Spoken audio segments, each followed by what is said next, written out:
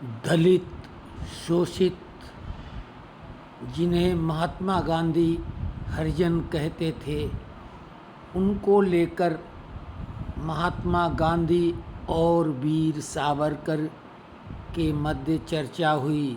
दोनों के विचारों में क्या अंतर था? एक, उनका वाकई में समाज के साथ एकजुट करके उनके साथ बराबरी में लाकर खड़ा करना चाहता था, तो दूसरा केवल उनको लेकर अपना केवल प्रचार और उनका उपयोग राजनीति के लिए करना चाहता था। वीर सावरकर फिल्म का ये दृश्य बेहद महत्वपूर्ण है, जिसने देश की दिशा और दशा बदल कर रख दी। आप इसको देखें।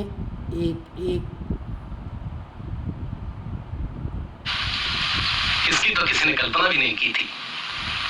पतित पावन मंदिर में शंकराचार्य जी के गले में एक मैला ढोने वाले ने फूल माला भी पहनाई, और ये सब कुछ सेठ भागोजी कीर के कारण हुआ।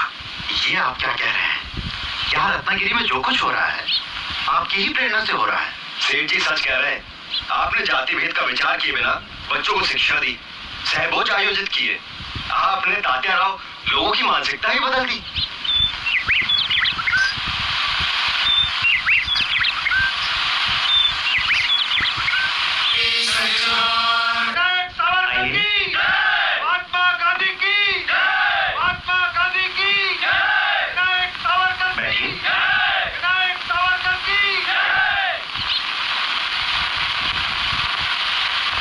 स्वागत करके मैं बहुत प्रसन्न हूँ।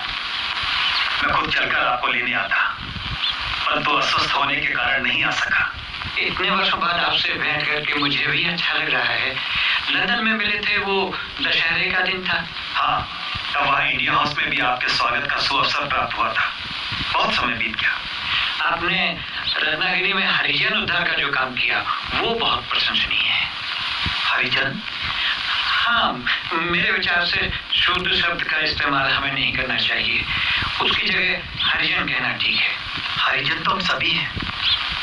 आप जिन्हें हरिजन कह रहे हैं वे शोषित हैं, पीड़ित हैं।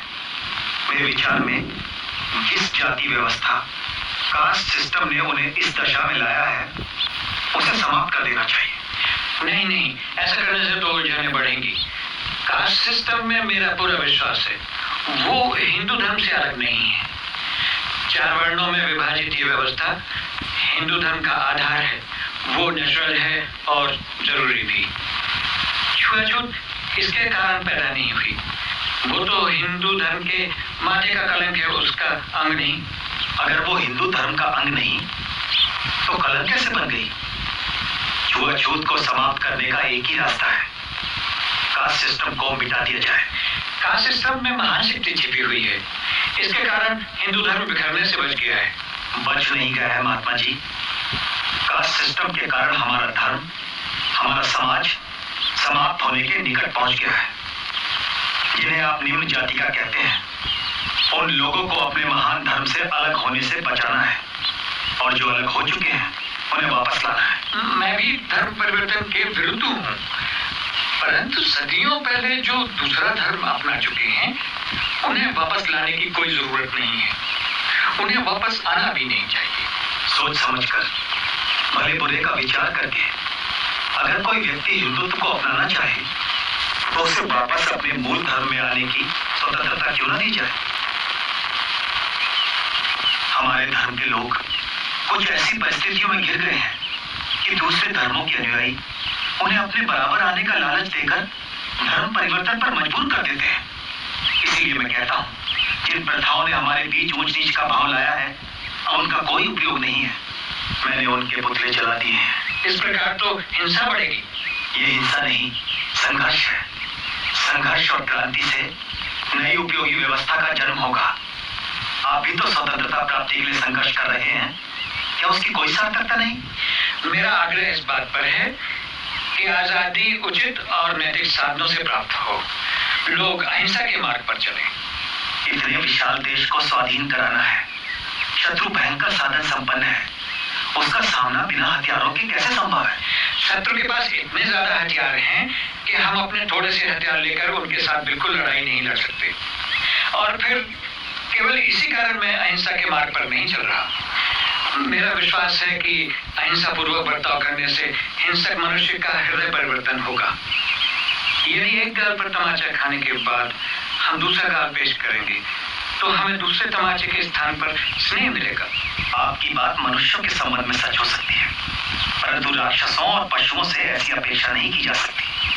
जिन हत्यारों ने जलियांवाला बाग में सैकड़ों निर्दोष निरपराध लोगों को गोलियों से भून डाला, उन्हें दूसरा अवसर नहीं दिया जा सकता। श्री कृष्ण को अंत में कंस और शिशुपाल का वध करना ही पड़ा। देश की रक्षा के लिए सेनाएं तो चाहिए। संपूर्ण अहिंसा का लक्ष्य असंभव है। महान लक्ष्य चाहे कितनी दूर हो, उसे सामने रख करके ही हम उसके निकट कहीं पहुंच सकते हैं। हमें उसकी ओर चलना है, उसी ओर चलना है।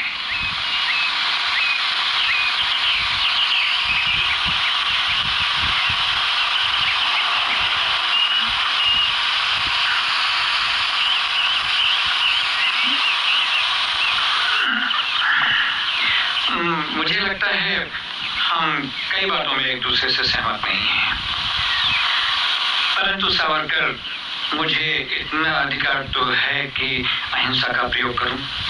अपने निजी प्रयोग के तराजू में पूरे राष्ट्र को रखने से पहले राष्ट्र के हित और अहित की बात जरूर सोच लेनी चाहिए। मुझे आशा है हम फिर मिलेंगे और बातें करेंगे। तो ये है फर्क सावरकर और गांधी की विचारधारा का। आप समझें और इसे अधिकतम प्रचारित प्रसारित करें, विशेषकर उन तथाकथित दलित, शोषित और वंचितों के मध्य एक पुनीत कार्य होगा।